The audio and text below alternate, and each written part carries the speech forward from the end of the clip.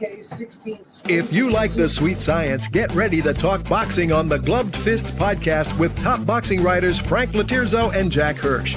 Frank, a former amateur boxer out of Philadelphia, writes for NY Fights and can be seen on the Boxing Channel. Jack, an amateur boxer who competed in the New York Golden Gloves, was a 6-term president of the Boxing Writers Association.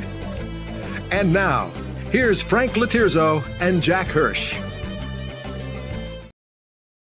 And we're back on Memorial Day for a change. Welcome to Glove Fist. My name is Frank LOTIERZO, former writer, try to be full-time observer, joined by former 6-term president of the Boxing Writers Association of America, Jack Hirsch. Jack, how are you tonight? Hey, good, Frank. You know, I was just thinking, we hear rain out. You were rained in because of this holiday weekend. You may have skipped this show if the weather was beautiful, but you were rained in. So we, Jack, I'm happy about it because we have that's a good point. I can't think of a worse, more depressing Memorial Day weekend of my life. Everything I had on the books to do, motorcycle, car show, sure, all were canceled. My martial arts school was closed. Everything was canceled. Either it was off for the holiday or it was taken out by the rain. So I cannot wait to go to bed tonight to end this weekend to get back into somewhat of a normal groove. Aside from that, I wonder what we're going to talk about tonight. Oh, the big talk, Alexander Usyk. Normally, Frank, I have an idea of what you think about a certain fight because you've posted it. And I don't know whether you have or you haven't, but I haven't seen you post anything in regard to the Usyk fight. And I don't know what you're thinking. I have a pretty strong opinion as far as what went down, but let me hear your impressions first. Okay. I didn't see the first 5 rounds. I saw from the 5th round on. And if you remember before the show when we did the show last week, I thought that because Rico had a kickboxing background and he was a high-level kickboxer, I didn't think he was an easy win. I didn't think he'd fold with the pressure. He's used to having hands and feet come to his face, so I didn't think he'd be psyched by the moment, and he wasn't. What I didn't see coming in is I didn't realize Usyk would be 8 or 9 pounds heavier than his best weight. It was easy to see. I think that Usyk took him very light. I think the guy applied an awkward style with pressure and backing up and mauling him. Usyk didn't look good, Jack. I think it's obvious he's on the way down. I think the fight was stopped too soon. I can't really speak to the scoring. All I can say is from the 5th round on, to me, I think Rico is getting points for the fact that he was doing better than people expected, but he was doing a lot of herky-jerky movement, and he kind of stymied Usyk. He didn't beat him up, so that 95-95 score, everybody I've talked to that saw the entire fight thought that was a little bit generous. So let's say it's 7-3 or 6-4. Well, Usyk was coming on. I think the fight was stopped too soon. I think in the fight being stopped too soon, I think he kind of stole from both guys because Rico deserved a chance to finish the 12th round, to do it the best he could, because he was a little bit ahead in the fight. I don't think he would have. And no, Usyk he wasn't actually officially ahead, Frank. He was ahead on 1 card, tied on 2. Yeah, exactly. But when the 11th round would have ended, okay, then he would have been behind. 2 points behind on 2 cards. And even on the other card. But so Jack, I still think he deserved to finish the fight. And I think Usyk deserved to get a clean win. And the only other thing I'll add, because, look, I don't like these mixed fights. But I think what came from the fight was Usyk is on the decline. I think he was bothered by the style. I think he underestimated him. And then I just wonder, I'll pull one of your moves. How would we be talking about the fight today, Jack, if there was a 12th round and Usyk just took him apart and demolished him in the 12th round? We'd be saying he was out of shape. He looked past him. But when the chips were down and he had to come through, he did. He's the better fighter, and he showed it.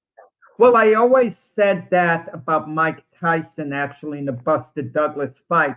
Had Douglas raised his hand right before the count of 10 when Tyson knocked him down with an uppercut in the 8th round. Let's say the ref waved his hands, it was over. It would have been controversial, but people would have said, what guts did Tyson show? He got beat up, closed eye, what intestinal fortitude. We'd be talking about it much differently. The same way with Hagler Leonard. If Hagler got the decision, there'd be an outcry. Oh, Leonard was robbed and this and that. But let me tell you with this fight, Verhaven. It's easier to call him Rico, okay? We'll call him Rico Verhaven because I'm probably pronouncing his name a little bit wrong. But I have zero sympathy for Rico. I admire him. He's a gentleman. He put up a good fight. He said the right things afterwards. He was a really good sportsman. So I admire him on that account. I admire his effort. And I had him actually up 7-3, Frank. Which is the consensus from what I got from the people that saw the entire fight, whose opinion I value. I'd be okay with. Usyk, you're right. You nailed it. He didn't look like he was in the best shape for Usyk. Okay, for any other fighter, he would have looked in okay shape. But let's face it, he was a little heavy. It showed he lost something off his fastball for this fight. Maybe he didn't train with the same intensity. We remember when Rocky Marciano retired, he said he wasn't quite training quite as hard at the end. He was still training hard, but he lost his edge, his drive as far as training. So my feeling is this. Usyk knocks him down. Rico spits the mouthpiece out. There should never have been a lull in the action. Absolutely not. That's outrageous what the referee did. He deprived Usyk of the chance of finishing off a hurt opponent. That was reason enough on the spot to stop. If I do spit your mouthpiece out, you showed me you were surrendering. Fight's over. Had the ref stopped it at that point, there wouldn't be a complaint. So they call a lull. Now they call timeout to put the mouthpiece back in, and they give Rico a reprieve. And he still couldn't recover. Usyk starts to batter him. Now, was it probably stopped a little early at that point? Yeah, probably was stopped a little early. That wasn't an outrageously early stoppage, but I'll agree it shouldn't have been stopped at that point. So to my way of thinking, if he got up from the knockdown and the mouthpiece wasn't spit out, Usyk was going to batter him, and the referee was going to stop it before there was 1 second left in the 11th round. He would have stopped it a few seconds before. Because if Rico couldn't recover with that timeout with the mouthpiece put in, he certainly wasn't going to recover or survive after he got knocked down. So, and another thing, Frank, even though I had it 7-3 and Rico up by 4 points, in the 11th round, I'll explain why. I made it a 3-point round in favor of Usyk. Because the moment he knocked him down and hurt him, that was a 2-point round at that moment. And I was so outraged by what the referee did when they came back to fight. Usyk was battering him. So had the ref not waved it off and 1 more second went by, I would have had that round 10-7. So even with my wide scorecard in Rico's favor, I only would have had Usyk down 1 point going into the last round. 2 of the judges would have had Usyk up 2 points, meaning Usyk would have had to fight 1. Even if Rico miraculously outboxed him in round 12, Usyk would have officially gotten the decision. Okay, and at that point, if we're talking talking about a decision today, Usyk takes even a bigger hit than he did. The fact that he didn't get the stoppage. Well, you know a lot more about kickboxing than I do. I don't know much about kickboxing. I took some kung fu when I was younger. So I have novices' knowledge of it. You know a lot more. I'm seeing a little bit of a trend, Frank, here, and correct me if I'm wrong. A world-class kickboxer can hold his own skill-wise with an elite boxer for a while. I think where it gets them is in the later rounds of the fight, where the traditional boxer digs in. It's like, I'll make the comparison, it's like a great middle distance runner who's used to running 5 and 10 Ks, meaning 3 and 6 miles, running against elite marathoners. The elite marathoners have an edge because they're used to churning out the longer distance. Just look at the history. Conor McGregor, he was competitive with Mayweather. Say what you want. He did win a couple of rounds, and he did hold his own until Mayweather got him late on. Ngannou nearly beat Tyson Fury, knocked him down, nearly defeated him. And, then Ngannou got nailed by Joshua, okay. And now this fight here, I'm just... I'll go with, I will meet you all the way in what you said, but there's one thing you left out that I think is huge. I agree with the concept that like they can hang with a pro fighter, an elite fighter for a while, but all three fights that you mentioned, the boxer did not take the fight serious. Mayweather did not take McGregor serious.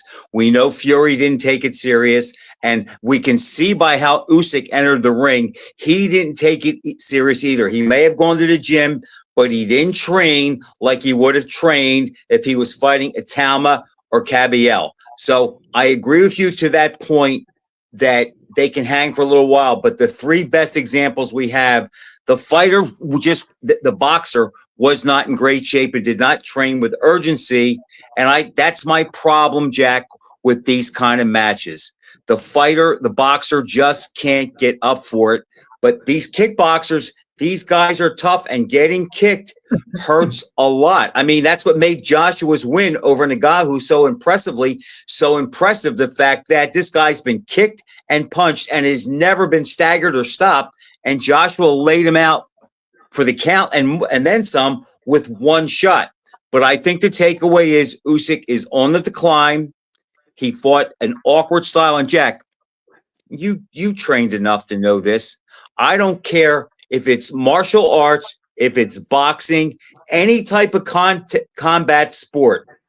Sometimes when you're going against a novice in that sport, because they do things that you just can't process because that's not the way you do it. Sometimes they are more difficult to fight than a guy that actually knows what he's doing, because he knows how to throw a punch, and there's not going to be all this corkscrew stuff and all the crazy stuff they do. So sometimes that awkwardness can be a problem. And then when you take pro fighters that are awkward, look how much trouble they give great fighters and conventional fighters. Norton, awkward, gave Ali and Holmes all kind of trouble. Look at Pryor and Aguayo. Aguayo must have sat there looking at Pryor and saying, like, how is he hitting me with this stuff? Because that's just not the way you do it. But he was effective with it. So I do think the takeaway is awkwardness, Usyk on the decline, and totally taking the guy for granted. If they fought again, Usyk, I think, would probably blitz him in 6 rounds. Yeah, are we automatically jumping to a conclusion we shouldn't, that Usyk is on the decline? Let me point out, let's go in reverse a little bit. His first fight as a heavyweight was against Derek Chisora. He had to rally in the second half of the fight, Usyk, to just beat Chisora. The fight was actually close. People forget that. Imagine he fought a fighter like Chisora last Saturday and just barely got by. What would we be saying? He's on the decline.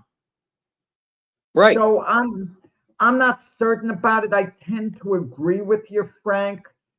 Jack, he's going to be 40 in January. It had to show up eventually. It had to show up somewhere. I mean, he's going to be 40 years old in January. That's ancient. And let me tell you what I don't want to see. And I agree with Frank Warren. I hate to say this. Warren said if Usyk has a rematch with Rico Verhaven, he should be stripped of the title. And I agree with it. I agree with that also. I hate to agree with it for someone like Usyk. He was allowed one gimme against this guy for this fight. It shouldn't have been a heavyweight title fight, but I'll call it. But there's no need for a rematch. If it went to the scorecards and everyone felt Usyk lost and he was given an outrageous decision, then I could see a rematch. But no rematch, please. No. He didn't earn the shot. It was a gimmick. He didn't earn the shot, and a guy like Cabiel should get the next shot. If Rico Verhagen wants another shot, And he's going to continue to box, as he says. And you know what? Go beat a contender. If you beat the contender, then you know what? Beat a contender. Listen, Frank, I got the match for him. The perfect match, and we should talk about this a little. He's going to fight AJ. Lost, Richard Torres. Richard Torres, who got knocked out by Frank Sanchez. I didn't see that coming. Right. But if he beats Torres, who's a valid fighter, we overrated him a little. Now we see why Top Rank took so long to match him with the top guy. Now maybe we kind of see it, why he was so protected. But Torres is a legitimate heavyweight. He's not a contender now. I don't have a problem with that. If Rico beats him, we think, this Rico is a real fighter because he beat a legitimate heavyweight, even though he's coming off a loss. Let the Rico fight a guy. I have another one. I don't know what the heck's happened to him. You tell me, Frank, I think you were high on him too. Jared Anderson. Let Rico fight someone like him. That would be a good fight too. Any name like that, Jack. Any of those guys. Just somebody that's in the top 10 that's been around the block that we know has a clue and is a real fighter. I have no problem with that. Then give him a shot with that. Speaking of the Sanchez fight, Jack, I don't know if I overrated Torres. I think I just was a little too tough on Sanchez coming off the loss to Caballero and thinking his age. I know they lie about the age with some of the Cuban fighters. And I just thought, as I said last week, one guy's on the ascend, the other guy's on the decline, but the skill level there was the disparity was just too much for youth to make up for it. I kind of felt bad for Torres. I did. I picked Torres too, but it made me think of a conversation I had. I don't know if you remember Nat Lubay. For a while, he succeeded Nat Fleisch as the editor of Ring Magazine. Editor of the Ring. He was Fleisch's son-in-law. As a kid, I would call up the ring offices, and talk, and they'd get on the phone and talk, and I'd ask Nat Lubay, who do you think's going to win the fight between George Foreman and George Chuvalo? And he told me Chuvalo should take him apart, but I can't see an investment like Foreman going down the drain. That was my thought, Sanchez and Torres. Not that Torres was a mega investment, but he was so protected and groomed. You would think, he's going to win this fight with Sanchez. When he loses, it's going to be to a really top-level guy. And Sanchez lost that luster, like you mentioned, with losing to Caballero. So he wasn't considered a prime candidate. And maybe we beat him up too much for that, Jack. And maybe Caballero's a little better than we give him credit for because he has some nice wins. And he's an aggressive guy. He's a great body puncher. I would love to see him and Usyk fight next. Something about Caballero, I'm not awed by him. He's a cute. I'm not awed by him, Jack, but he's consistent. And today in the heavyweight division, if you show up in shape and you let your hands go and you're competent and you got a chin, that's going to take you really far. Cabellero's earned the shot. He's earned the opportunity. Absolutely. He's earned the opportunity. Look, Joseph Parker had earned the opportunity. He had the one fight too many against, Fabio Wardley, got defeated, and then he got caught in the substance abuse, whatever. So what could I tell you? Now Joseph Parker's career's in nowhere's land. But Jack, I don't like these fights. I don't want to see boxers against kick fighters or kick fighters against wrestlers. I want to see guys in their own domain because to me, it just seems like a gimmick. And here this guy gets a shot when you have real fighters in line waiting that have to take a backward seat to this. But it's not a gimmick anymore. Action. It's like I just don't like these crossover fights. I don't. Yeah, I mean, once a guy proved himself, Verhaven proved himself where I would be interested in him fighting one of the guys you talked about. Why not Sanchez? I mentioned Torres. Why not Sanchez? Anybody competent, that's all. And he showed he belongs. A big punch. Let him beat Sanchez and fine. Even then after two fights, I'd be willing to call him a contender after two fights. If he beats Sanchez, I'll say, okay, you're a contender. You took the shortcut to the ratings, kind of like the way Lomachenko did And the argument could be, no, look at Lomachenko's amateur career, but I could point out, look at the Rico's martial arts career has been phenomenal. Yeah. So I could use that argument, but he's got to actually beat a valid guy. Why not, as a tune-up for that, put him in against Nagano in a boxing match and let one of them prove they're ready to advance, and the other guy, sayonara, we won't see him again. Well, I don't think we'll see Nagano in a ring again unless it's against Jake Paul. But in all fairness, Jack, I do think Usyk is taking a little too much heat because, look, he's 39. He's made all these defenses. And, like, look, you could go down the list of guys who were great fighters towards the end of their careers, the Ali, Joe Louis, Larry Holmes. They all had nights where they just didn't look good and look like they were very vulnerable and beatable against the guy they should have walked over. I mean, Larry Holmes should have tuned up Lucien Rodriguez. I know it was in Scranton and he wanted to give everybody a show, but he looked horrible. He won like every round, Holmes, in that fight. He didn't look good though, Jack. He didn't look good. I mean, but I mean, Usyk is getting too much heat for this, and it's like everybody's had bad nights, and I'm sure he'll look good. You're giving him heat, Frank. You're giving him heat, and I'll give you an example. How am I giving him heat? Into this fight, okay, going into this fight, where did you have Usyk rated pound for pound? I had him in the top 10, Jack. I'm just not a top. I'm not a pound for pound guy. Okay, no, I know. In fairness to you, you've said that. So I shouldn't hold you to that. But you would have had Usyk possible if you were forced to sit down and write out a pound for pound list. You might have had Usyk number one before this fight. Maybe you would have had that. But I'll tell you this: if you had to write the same list after the fight, he dropped a few pegs. I already saw that Ring already dropped him like 7. To number 7 based on one performance. What was he in the ring? Was he number 1 before? He was 1 or 2. I forget. He was in the top 2 though. It was either he or Inoue. I forget who was number 1. I think Usyk was actually number 1. And then after Inoue's last fight, maybe he passed him. But he was. He was 1 or 2. As bad as Usyk looked, he legitimately won the fight. You know, as bad as absolutely, but it just wasn't as easy as everyone wanted it to be, and that's why, Jack, I actually think he should retire. He won't retire before this. I was thinking, but this is definite proof he should retire. I thought he was going to lose during the fight. You know, I thought he was going to lose as the rounds were going by, and I'm thinking, I mean, what a sad, event. That the guy could have retired as a great champion, all this respect, unbeaten, even though we talk about, and you hate it, the guys chasing the Mayweather mindset of being unbeaten, so they're not taking the hardest fight.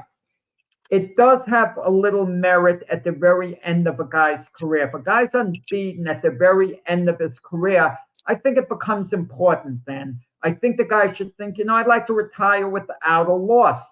And if he's going to have one final fight, I could understand he's thinking of making it an easy fight, but every fight is risky. Look, Bernard Hopkins wanted a farewell fight.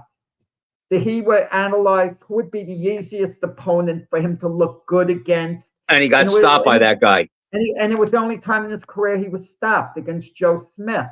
It's better not to have that extra fight. Why is Usyk doing this? Frank? But Jack, and think about this. Think of how it changes the perceptions. After that fight the other night, I think I had 3 or 4 different buddies text me, and all they text was, Riddick Bowe could beat Usyk. Tyson would have beat Usyk. All of a sudden, when you see them have a bad night and look vulnerable like Usyk had, all of a sudden it's a lot easier to put Riddick Bowe in there or Holyfield or any of the elite guys who were maybe on the fence who would beat him and who wouldn't beat him. Now he doesn't quite get the benefit of the doubt. And that is what is so enticing about retiring undefeated. Calzaghe never had one of those nights. Andre Ward didn't have one of those nights.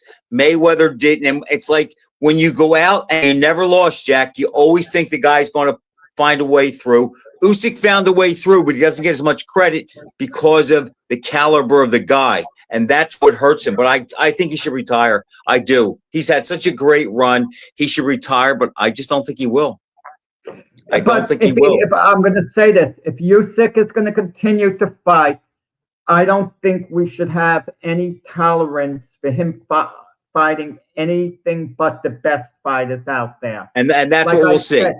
If he takes a rematch, because His Excellency wants to see a rematch with Verhaven, because His Excellency's, I guess, a big kickboxing fan, that to his way of thinking, that's a very legitimate fight. And it might be a very legitimate fight to rematch. Certainly the first fight turned into a legitimate fight.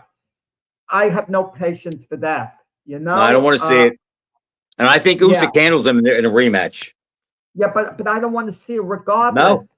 I don't want to see it. I mean, listen, let Verhaven go in. If somehow Moses Atamu fought him after the Philippe Hrgovic fight, and he could beat a guy like Atamu, which I seriously doubt.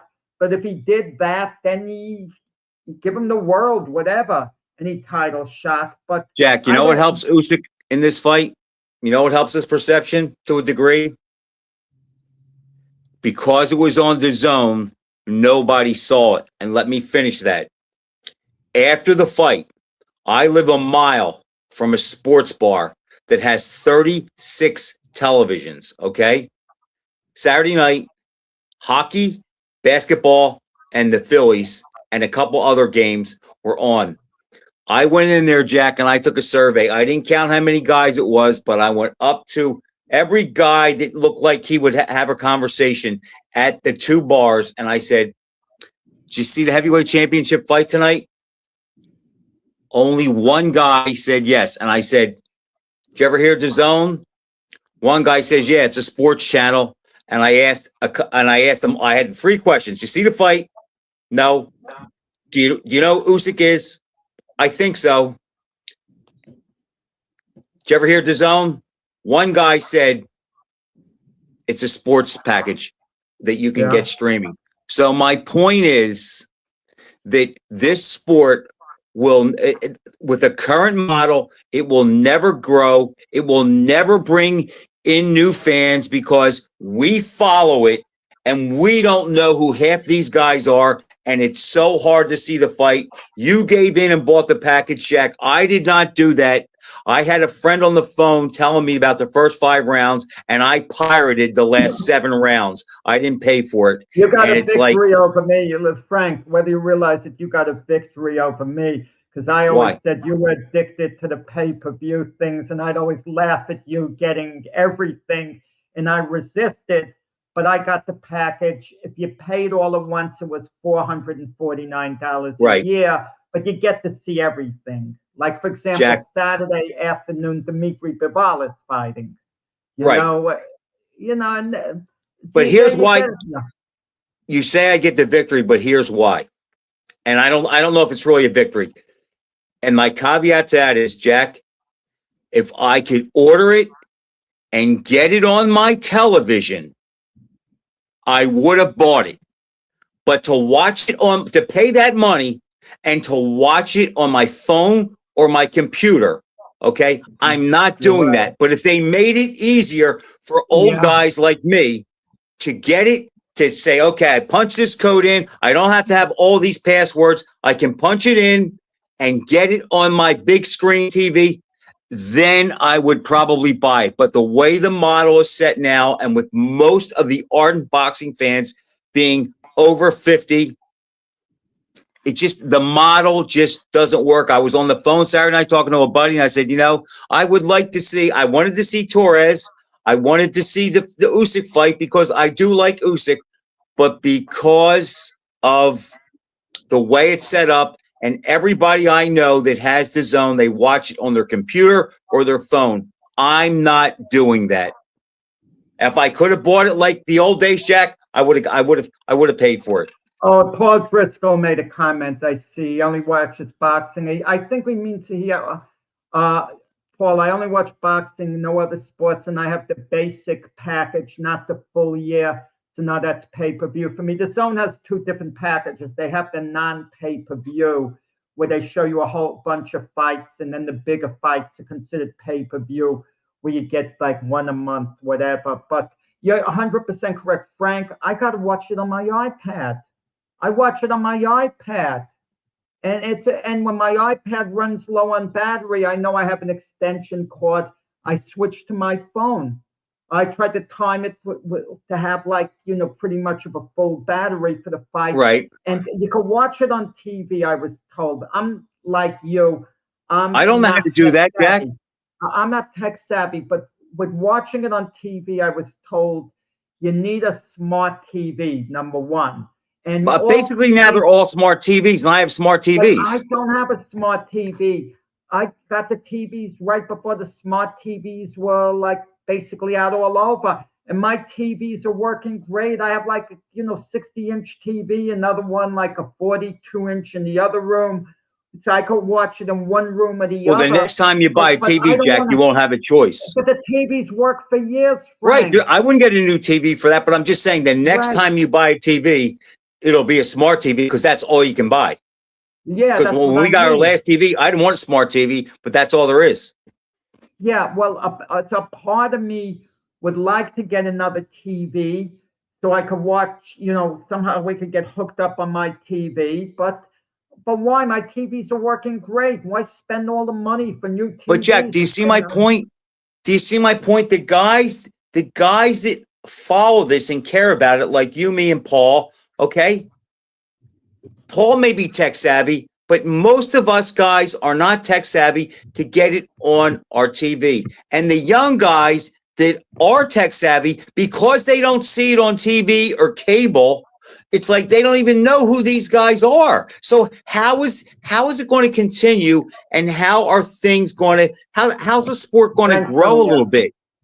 Hi, Sonia. And there are and look, in each weight class, there are a couple fighters who are near great and maybe have potential to be all-time greats, but because nobody is seeing them, it's just stagnating the sport because they just gouge us. This fight would have been on HBO after dark if it was 20 years ago. Yeah, that ESPN gave up on it. I mean, it needs the big platform. That's the thing about it. But you want to know the truth of the matter, Frank? It's about personalities. When Ryan Garcia fights Conor Benn, for whatever crazy reason, that's going to be a major fight, and average sports fans are going to take an interest in it. It's just the way it is. Do you think average sports fans, Jack, know who Ryan Garcia is? I think as they get closer to the fight, because even ESPN is hyping him. They're having him on as a special guest. Yeah. Oh, I didn't know that because I don't watch much ESPN. They are? You want to know something? Okay, I missed it. Sports fan, I think a heck of a lot more going to know about Ryan Garcia. They might have heard his name more than they would Shakur Stevenson, maybe. Okay, to give you an idea. But they all know who Jake Paul is. They all know who Jake Paul is. Well, I told you the story when I spoke in front of kids at the Boca Raton Boxing Club when I was in Florida. I mentioned the name of Willie Pep and Tommy Hearns, and they were dumbfounded. They didn't hear of them. As soon as I mentioned Ryan Garcia and Jake Paul, they're all smiling and, they're lively. They all heard of them. And you know what I said to the kids in front of the coaches? Shame on your coaches for not educating you, on who's who. And the coaches kind of nodded their heads because they knew the fighters and they didn't get it across. But I just think guys that were born like Jack, guys that are like.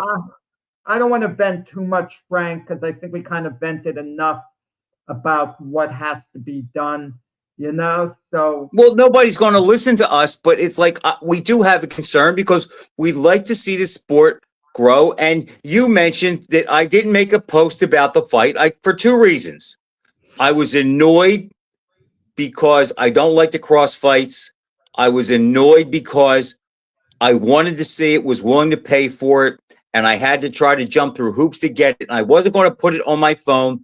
And I just thought, you know what? There are so many posts on it. It's like, what am I going to add that hasn't been said? We pretty much are in line with what most people said. And Jack, let's face it.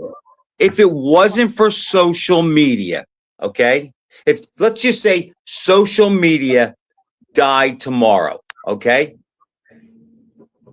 How would boxing get any coverage? It's all social media, and it's all about brands. Like you said earlier, it's about brands and personalities. Well, as Mike Tyson said, you can't if you don't have a personality, you better fight. Most of these guys don't have a personality unless they act like an ass, okay? And a lot of them don't fight. Think of it this way, Jack. Look at this, okay? All we heard when Fury fought last is that Joshua and Fury is going to happen. Joshua and Fury is going to happen. We've been hearing that for years. Now we see before it happens, they both are going to have tune-ups. Why do they need a tune-up? Because they don't fight. If they fought, they wouldn't need tune-ups. The whole model is broken. Yeah, but it's going to stay that way, and we got to get used to it. It's about the brands of fighters. Fighters are a brand. They're commodities. That's what they are. And because of social media, we wouldn't know their brand. If there was no media, social media, Jack, we wouldn't know their brand. Fox and ESPN don't cover boxing. Fighters don't have to earn their opportunities either. And I'm talking about big name fighters. A guy like Tyson Fury could lose to Anthony Joshua, be completely inactive for 3 years, come back, have one fight against the tailor-made opponent, and then it's title shot. That's just the way it goes. Look at Keith Thurman, this case. We have to hear him go on. And Ryan Garcia. When I look at Ryan Garcia, I look at a good, talented fighter, but basically he's a joke. He's a joke, all in all, in what he's accomplished, and to hear him talk. Ryan Garcia is a complete clown in the way he talks, but you want to know something? We're like, he's talking down on us, and we deserve it. We deserve it. Ryan Garcia, listen to what he's done. Last 3 fights, a couple of fights ago, a few fights before that, he gets stopped by Tank Davis. Then I think Devin Haney after that. He gets busted for being on steroids, overweight against Devin Haney, and doesn't win the fight. The victory is taken away from him. He was a cheater. Ryan Garcia was a cheater. That gave him an advantage. We could agree on that. He's off the stuff, apparently. He fights Raleigh Romero. The fight's not even close. Romero wins 9 of the 10 rounds. Raleigh Romero, who's no more than a decent fighter, completely dominates Ryan Garcia, completely. And Garcia does not even have the intestinal fortitude to ask for a rematch. He wants no part of the guy who kicked his behind, Raleigh Romero. No part of him. So he fights Mario Barrios, who Paulie Malignaggi described as the worst champion in boxing history.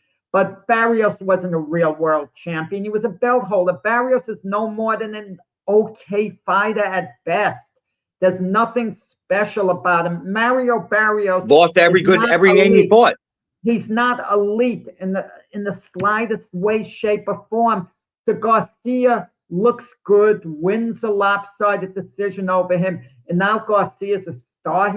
He calls himself the face of boxing. And you know what the sad part about it is, Frank? He might not be lying. He might not be that far away from it. That's the sad part about it. But Jack, if there was no social media, would anybody know who Ryan Garcia is? No. But how did they build a balance? Social media is available for everybody. It's hard to explain why we get an attachment to certain guys. I can't explain it. Floyd Mayweather was a boring fighter. He was a safety-first fighter who couldn't punch. Floyd Mayweather, I repeat, could not punch hard.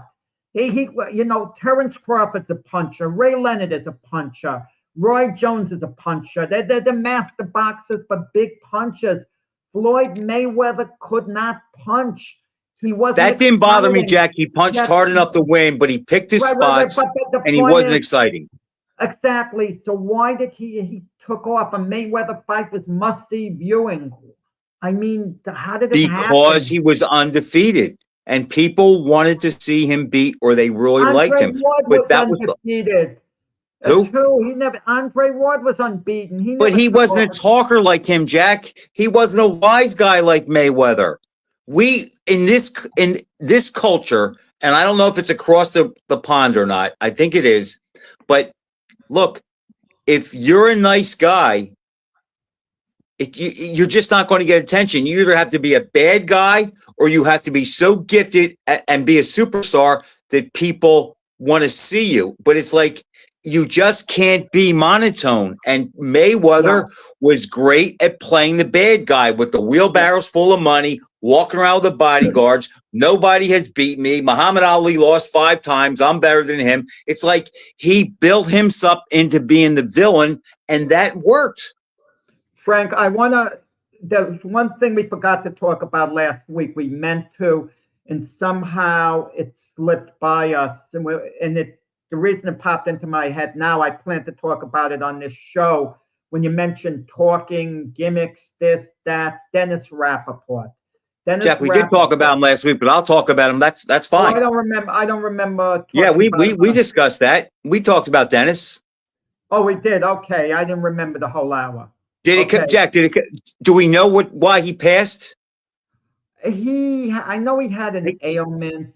He had a bad heart. I know that he had a couple issues with his heart because I know he was a heavy smoker. Yeah, but he has a book coming out also that I Am Rappaport. The name of the book. And it was very important to him that the book be put in his hands right before he passed away. I'm sorry, I didn't remember us talking about it last. But Jack, think about it. We could segue into that because think about this, okay? Dennis Rappaport, I think he was like 38 or 39 at the time.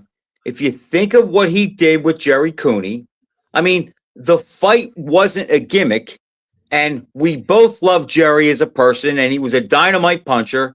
But the way he was manipulated into fighting Larry Holmes and the way that played out, we both know that if you go by who Jerry beat, there were other guys that were more deserving. But the fact is, Jerry had a story. He was a big, strong, white guy during a time when Black Americans were dominating the heavyweight division. He was projected as the kid next door. And as long as he was undefeated, Rappaport and Jones, they painted Larry Holmes as the villain and the bad guy, and Jerry was the good guy. Jerry made $10 million. He made the same amount of money as Larry Holmes, who I think had made 17 title defenses at that time. And Jerry really hadn't beat a top 10 contender. He beat some names, but when he beat them, we all know that Lyle Norton and Jimmy Young were all on the slide. But it was a gimmick. We do, but he wasn't a gimmick fighter. No, he wasn't a gimmick. I'm just saying 100% correct. But I got to add in, Cooney got the title shot because he was more than just a big, white, charismatic heavyweight. He could punch, and people want to see that. Keep in mind, right. Keep in mind, there were other white heavyweights like Dwayne Bobbitt, Chuck Wepner. Okay, and Cobb, but Jack, they weren't good looking like Cooney. They couldn't punch like Cooney. Yeah. Cooney was the real deal. I mean, he wasn't Larry Holmes caliber. Not that many are. The media loved him because he was one of the guys. That too. Anyway, he was charismatic. I mean, think how big he would be today if he had social media. But he was legit as far as a star. It's like he was on the cover of all the magazines. He was on talk shows. He was on sports shows. It's like he was a legit draw. And he was the draw in that fight, not Larry Holmes. I went to the celebration for Dennis Rappaport's life. That was 8 days ago. Okay. And afterwards, I met Don Majeski, the international agent, and we went out to get a bite to eat afterwards. And Majeski has been a big proponent of Cooney getting into the Hall of Fame. Okay. But my thing is this. If you put Cooney in the Hall of Fame, how can you put him in and leave out Ernie Terrell, Jimmy Ellis, and Jerry Quarry, amongst others? That's a good point. But Majeski's He said to me, let's say Ernie Terrell was alive and he walked in here now. Majeski said, no one would notice him, not one person. But if Cooney walked in, we went to diner. He said if Cooney walked in, people would be pointing. They'd notice him. He would light the room up. So it's called Hall of Fame, and I get that, okay? But, we started talking like who beat who. I mean, Jerry Quarry was very popular. You want to know something? I'm going to make this case that on balance, Quarry was more popular than Cooney. How do you like that? Because Ring Magazine said that when Ali was gone for those 3 years, Quarry was the most popular fighter in the sport.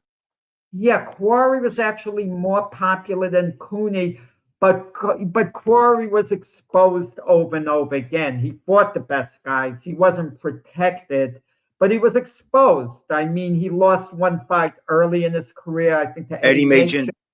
And then, he came up a little short in the WBA tournament, couldn't get by Frazier, had the aberration with Chuvalo. Cooney didn't have those things. He went right into one of the biggest fights of all time, one of the most anticipated, against Larry Holmes. I mean, and was in the fight and competitive. Yeah. So if you want to talk about the biggest heavyweight events of fights of all time, I guess Cooney and Holmes would make the top 10 off the top of my head. You said it would or wouldn't? Would. I think based on hype, it would. I think based on anticipation, absolutely. I remember those days like they were yesterday. That fight was huge. And the closed circuit arenas at that time, Jack, were packed. I remember going that night to see a closed circuit, and it was standing room only at a very big theater. Standing room only, and half the crowd, maybe even more. Now, it was in an area that was, all white, but they were all cheering. Or I'm not going to say they were all cheering, but Cooney was the crowd favorite. Let me tell you what happened. You know what I remember? I saw that fight in a theater in Staten Island with a friend of mine. I guess I don't know the neighborhood, was it predominantly white, black, whatever. I don't remember that. But I remember leaving the movie theater, and there were a few black men hanging out. I got the impression they didn't go to the fight the way they were just hanging out as we were on the way to their car. And they were pointing and laughing at us. And I remember thinking to myself, why did these guys automatically think I was rooting for Cooney to win? I actually was impartial. I was just there to see a good fight. I had no rooting interest at all per se. Most of the time I do, but for whatever reason, I just wanted to see a good fight. But it was split down racial lines. I wasn't going to tell you this or say this, but now that you said what you just said, I'll tell you what happened to me at that fight. There were a couple guys there, a couple white guys there, Jack, at this closed circuit showing that were wearing a robe with Irish Jerry Cooney on the back, with boxing gloves and the whole bit, and they were there as Cooney. I told this story to Jerry. I was rooting for Holmes because I was jealous of Cooney, because I thought that at the time I didn't think that he paid his dues. I thought Larry Holmes was the real deal, starting out, making no money when he fought, working at a car wash on the way up. He fought his way. He got beat up by Ali and Frazier as a sparring partner, paid his dues, finally gets a shot, makes the most of it. So I'm rooting for Larry Holmes. And in the 12th round, when Holmes was starting to get the better of it, and I'm there, come on, Larry, get him, Larry, get him, Larry. A white guy turned around to me and he said, are you an N lover?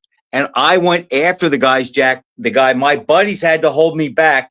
The security guys came and they were going to kick me out. And I said, look, this guy started it. This is what he called me. I promise I won't do nothing. Let me just see the last couple rounds of the fight. And they did. And that was that. But that's how hot things were at that time. But like you, I didn't care about color. I remember as a kid watching fights and thinking, I don't know the white guy or the Spanish guy or the black guy. And I'm going to go, I'm going to root for the guy whose style I like better. And that's how it went. And I remember, this is when I knew Ali was a superstar. I remember when he fought Jerry Quarry the first time when he came back. And I remember thinking that day in school, I think I was in 6th grade. I remember thinking, I'm rooting. I want Ali to win, but I should be rooting for Quarry because all the guys that are dominating boxing are black. And I would like to see a guy that looks like me get a shot and be the real deal. But Jack, I just remember thinking, when I went to the fight that night with my father, I remember thinking if Quarry won, it would seem like the world wasn't in balance. And it was just like meant in the stars that Ali was supposed to win so the world could be in balance. But it's like, I didn't care about the color of any of those guys. Well, it's different. A lot of times it's different. If someone's different, they have more appeal. In baseball, it's Ohtani.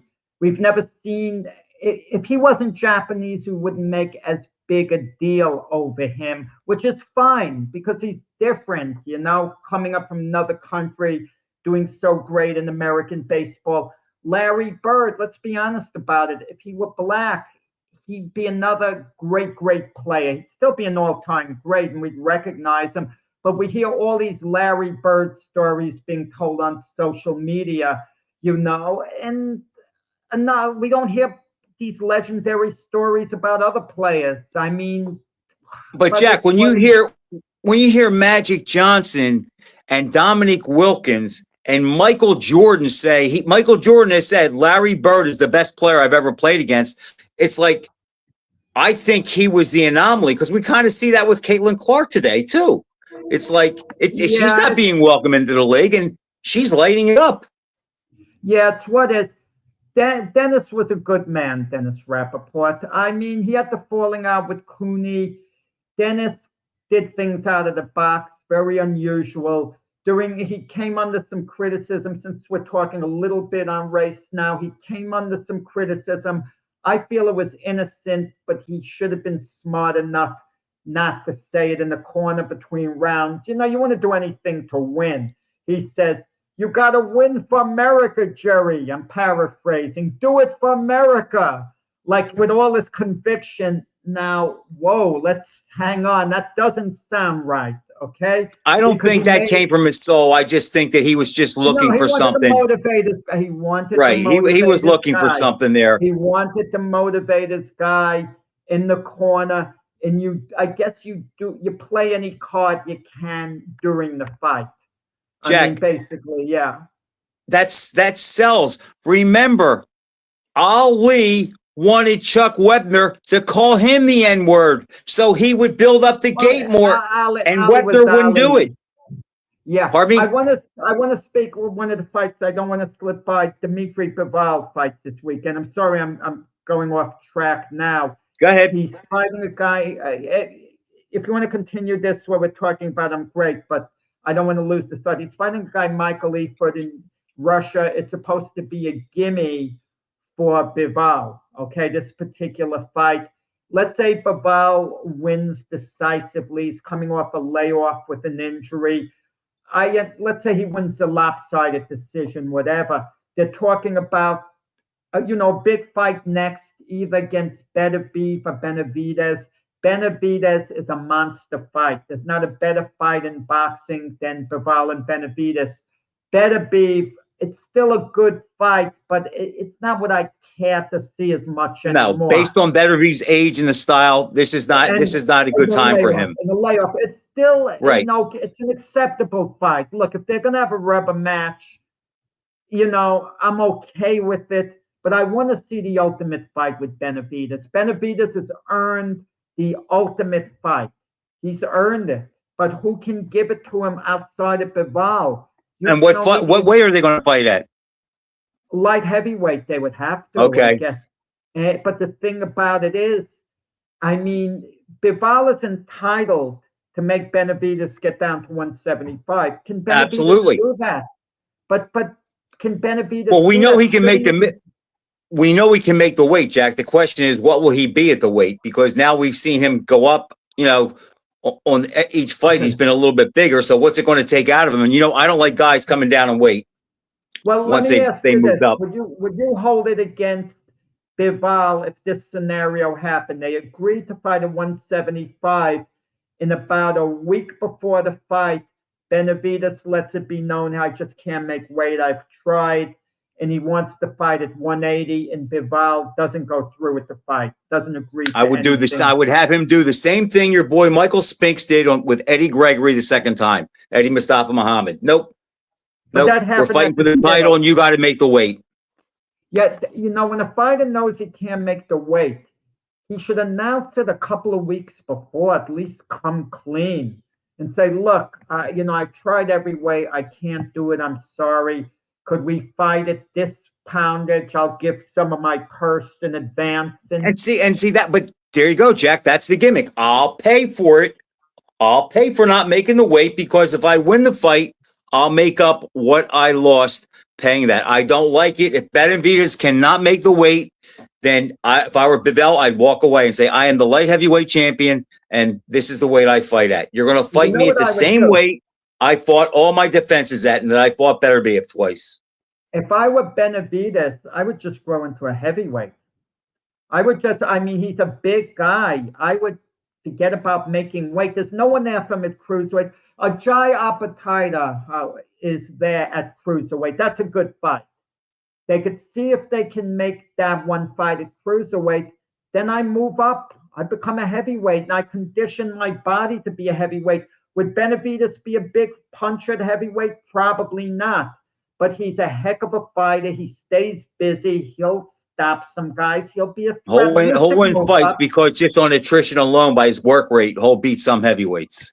Usyk moved up, and it's easy to forget how we questioned how successful Usyk might be as a heavyweight. It's easy to forget that now. The difference is, Jack, Usyk doesn't fight force on force. He boxes more. Benavidez has to beat you up. He has to come to you. And speaking of Benavidez, and you also said, again, why I haven't posted that much. Jack, I saw a post on Facebook the other day, and it had a picture of David Benavidez and Jack Johnson. And they said, could Benavidez beat Jack Johnson? And I saw that. I thought these idiots out here that are putting stuff up based on him beating Ramirez in one fight. Now they're going to put him with Jack Johnson. It's like, I just thought, like, it's just devolved so much. The mean of the debate is just crazy. You said some of the scenarios are crazy. They don't make sense at all. Benavidez hasn't fought as heavyweight yet, so he shouldn't be compared to any heavyweight, especially to one over 100 years ago. And what their argument is, they could say Benavidez was 196 for Ramirez, and I think Jack Johnson, which I guess his best fight would be Jeffries. I think he was 206 or 207. So their argument was only 10 pounds difference. Yeah, but they grew differently. Johnson came down and Benavidez built up. Exactly. Yeah, but technically speaking, Marciano and Dempsey would have been smaller cruiserweights today, logically. But if they were around, they wouldn't have been that small. They would have been bigger. Russell Peltz always points that out. Like if Lennox Lewis fought John L. Sullivan, Lennox Lewis would be taking the boat to the United States. Like stuff like that. And Jack, the older I get, the more I realize that in any sport, you can't compare ours, because I see guys saying that Michael Jordan couldn't play with these big athletes today. But I think back, there's no hand checking, you can't touch. So it's like, you just can't compare it because the rules are different. Yeah, you can't compare. You could just take them how they won their era, because you kind of like learn, one era learns from the other. They adapt, they change. In the past, guys, had they stayed young forever, they would have made all the adjustments that needed to be made. All right, Jack, Okay. You have Bivol coming up. You have Bivol winning. Yeah, Bivol, yeah. Everyone expects Bivol to win, and then he probably fights Beterbiev next. Okay, Bill, I think Bivol wins. and then he fights Michael Spinks next and beats him. Oh yeah, yeah. Well, listen, I mean, well, that's good. Prime for prime, imagination. Michael beats Bivol. Not a great Yeah, fight, but he we'll see. wins. Okay, Frank. On that note, go Knicks tonight. I'm going to be partial, rooting for the Knicks. So I'm you rooting for the know, Knicks. I think the Cavs steal it tonight. How about you? yeah, that's basically it. I mean, I think the Cavs are going to show some pride. And they're actually going to win a game in this series, and they're home tonight. But the way the Knicks are rolling, we'll see. Okay, till next week. Thanks, Frank. Paul. Good. All the Thanks for best. watching, everybody. We'll see you next week. Jack, I'll see you next week. Yeah.